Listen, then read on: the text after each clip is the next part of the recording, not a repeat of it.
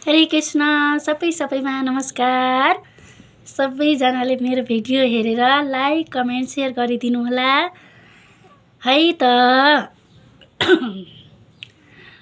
अहिले भर्खरै एउटा प्रवचन सुनेकी थिएँ, त्यहाँबाट एउटा कुराको रियलाइज भयो। खास गरी जन्म र मृत्यु त माथिबाटै लेखेर आएको हुन्छ नि हजुर।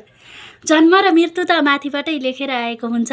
कसैले मार्छु भन्दैमा कोही मर्दैन, कसैले मार्छु भन्दैमा कोही मर्दैन र कसैले बचाउँछु भन्दैमा कोही बाँच्दैन।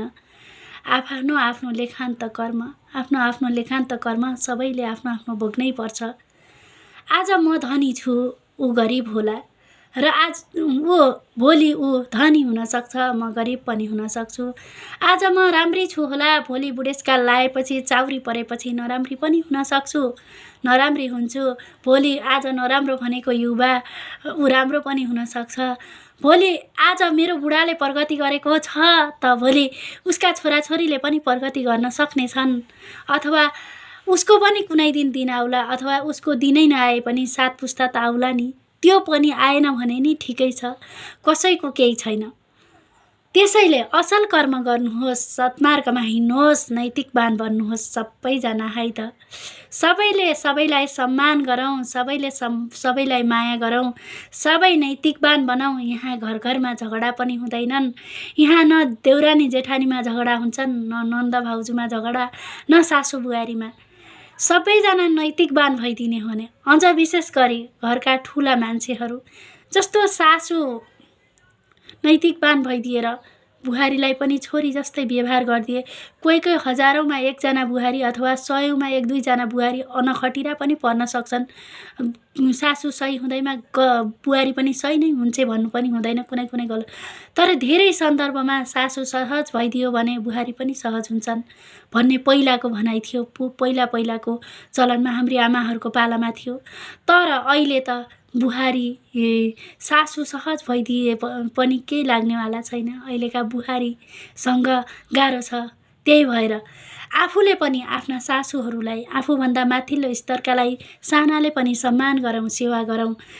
आफूले सकेको नैतिकवान, हाम्रो संस्कृति अनुसार, हाम्रो संस्कार अनुसार के गर्नुपर्छ, नैतिकवानका साथसाथै नैतिकवान भएर सेवा गरौँ।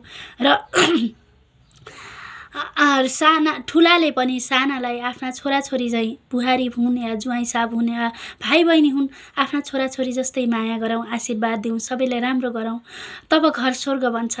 कहिलेकाहीँ कसैको गल्ती हुन सक्छ, कहिलेकाहीँ गलत फ्यामिली हुन सक्छ। सँगै बसेर समस्या समाधान गरौँ, सँगै बसेर छलफल गरौँ, गलत भएकोलाई सुल्झाउँ, सुध्रियौँ सबैजना। देशमा पनि त्यस्तै हुन्छ। कोही गलत हुन सक्छ राजनीतिक जीवनमा पनि, त्यहाँ पनि सुधारौँ देशलाई र मिलेर अगाडि बढौँ। त्यस्तै हाम्रो घर परिवारमा पनि मिल्नु आवश्यकता पर्छ। सानो बच्चाको पनि राम्रो कुरा हुन सक्छ, त्यसलाई पनि कदर गर्नुपर्छ। ठुला बुवाको पनि कहिलेकाहीँ गल्ती हुन सक्छ, त्यसलाई पनि क्षमा याचना गर्न सक्नुपर्छ। गल्ती सबैबाट हुन्छ, गलत मानवबाट नै हुने हो। यो कली हो, गल्ती नगरी कोही पनि बस्न सक्दैन। गलत जो पनि हुन सक्छ, तपाईँ पनि हुन सक्नुहुन्छ, म पनि हुन सक्छु, अर्को पनि हुन सक्छ, पर्को पनि हुन सक्छ, सबै गलत हुन सक्छन्। तर त्यो गलत फ्यामिलीलाई टारेर हामीहरू सँगै बसेर छलफल गरेर अगाडि बढौँ र जिन्दगीलाई सहज र सहज तरिकाले अगाडि बढौँ। कसै सानालाई अपमान गर्ने, गरिब छ भने आफ्नै परिवारमा पनि जो हेप्पी रहेको हुन्छ अहिलेको समाजमा सरसर्ती हेर्दा, धनी छ भने आफ्नै भाइ बहिनीमा पनि धनी छ जसलाई त्यसलाई मान मर्यादा धेरै गर्नुपर्ने, र भाइ बहिनी अथवा दाजु नै किन गरिब नहोस् त्यसलाई हेप्ने परम्परा छ।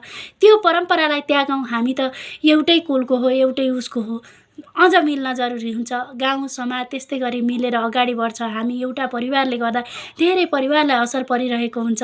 एउटा परिवार मिल्दै जाने हो भने सबै परिवार मिल्छ। त्यसैले कसैको गल्ती छ भने पनि फलानासँग अर्कासँग भन्नुभन्दा उसैसँग भनेर त्यो समस्याको समाधान गरौँ। कसरी हुन्छ, मिलेर अगाडि बढौँ, देशलाई अगाडि बढाउँ, हामी पनि अगाडि बढौँ। अनि घरलाई महाभारतको युद्ध नबनाऊ, देशलाई महाभारतको युद्ध नबनाऊ, मिलेर अगाडि बढाउँ। समाजमा सभ्य समाज हुनका लागि सभ्य मान्छे हुनु जरुरी छ। पहिला सभ्य मान्छे हुनको लागि सभ्य अभिभावक हुनु जरुरी छ। हामी बाउआमा भइसकेपछि अथवा हाम्रा बाउआमा अथवा हामीभन्दा ठुलाले पनि राम्रो कर्म गर्नु पर्यो।